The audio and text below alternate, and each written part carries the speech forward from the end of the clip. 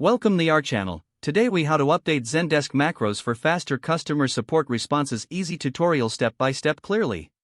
To update Zendesk macros for faster customer support responses, begin by logging into your Zendesk account.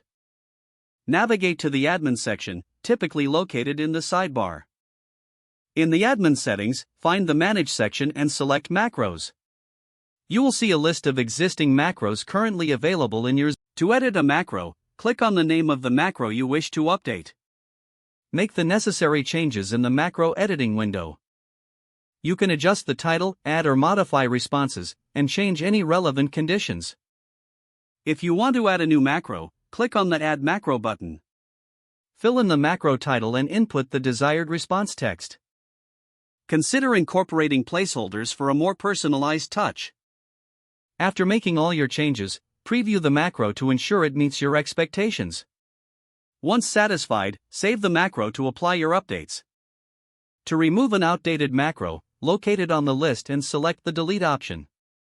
Confirm the deletion to remove the macro from your list. Remember to periodically review and update your macros to keep them relevant and effective. Encourage your team to provide feedback on the macros for continuous improvement. By keeping your macros updated, you enhance your team's efficiency and response times. This process can significantly streamline your customer support operations, allowing for quicker resolutions.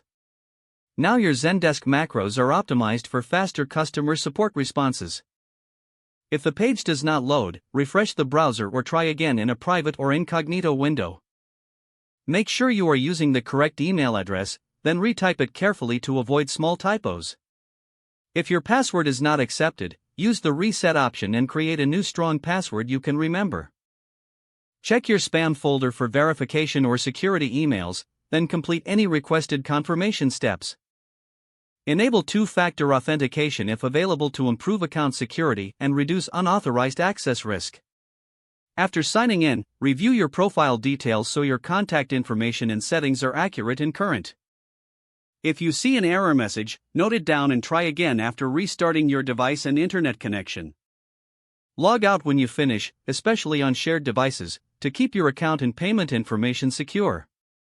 If the page does not load, refresh the browser or try again in a private or incognito window.